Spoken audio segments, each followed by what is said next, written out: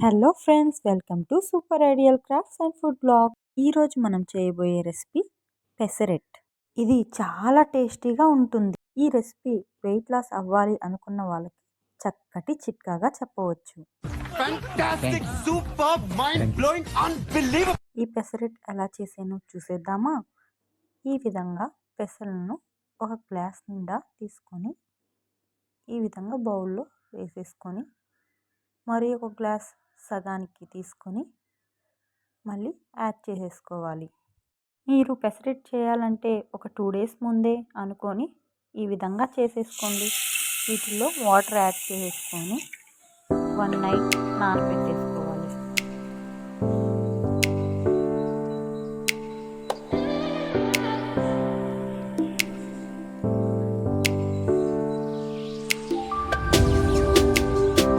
ఈ విధంగా నైట్ అంతా నానిన తర్వాత మార్నింగ్ తీసుకొని వాష్ చేసేసుకొని పెట్టుకోవాలి.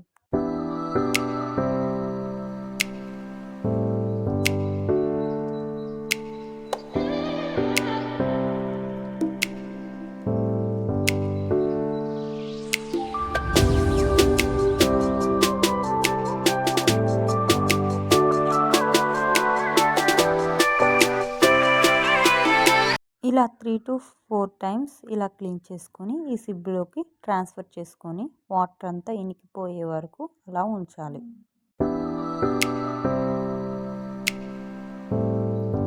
పెసరపప్పును క్లోజ్ చేయడానికి ఇలాంటి కాటన్ క్లాత్ని తీసుకొని వాటిల్లోకి ట్రాన్స్ఫర్ చేసుకొని వీటిల్ని గట్టిగా ముడివేసేయాలి. ఈ విధంగా క్లాత్లో గట్టిగా కట్టేసి పక్కన పెట్టేసేయాలి. మొలక మార్నింగ్ కట్టుకుంటే అదే రోజు నైట్న ఒక గ్లాస్కి హాఫ్ రైస్ తీసుకొని ఈ విధంగా వాటర్లో నానవేసి పెట్టుకోవాలి.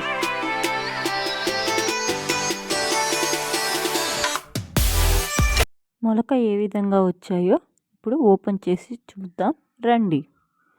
అబ్బా, ఎంత బాగా వచ్చాయి!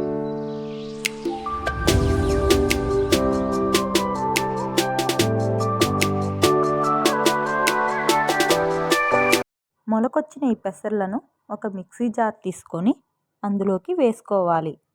గ్రైండ్ చేసుకునే ముందు తగినంత ఉప్పుని వేసుకోవాలి.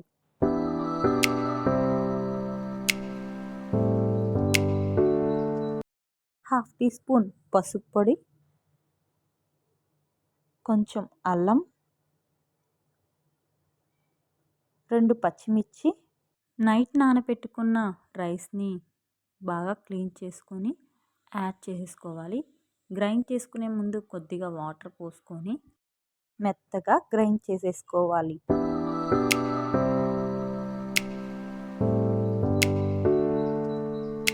వన్ ఆనియన్ తీసుకొని ఇలా సన్న సన్న ముక్కలుగా కట్ చేసి పెట్టుకోవాలి. ఈ విధంగా పిండిని మెత్తగా గ్రైండ్ చేసుకోవాలి. స్టవ్ని వెలిగించుకొని దాని మీద ప్యాన్ పెట్టి ఒక గరిటెడు పిండిని తీసుకొని అలా దోశలాగా పోసుకోవాలి.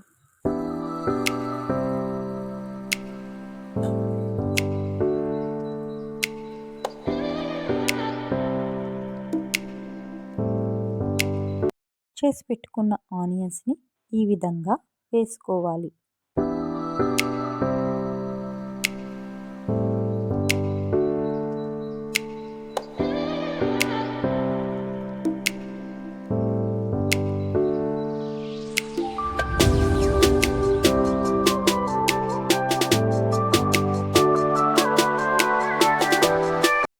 ఈ విధంగా చేసుకొని వేడి వేడి పెసరెట్ని ఇలా రెడ్ చట్నీతో కానీ వైట్ చట్నీతో కానీ తింటే వావ్ వావ్ అంటూ తినేస్తారు.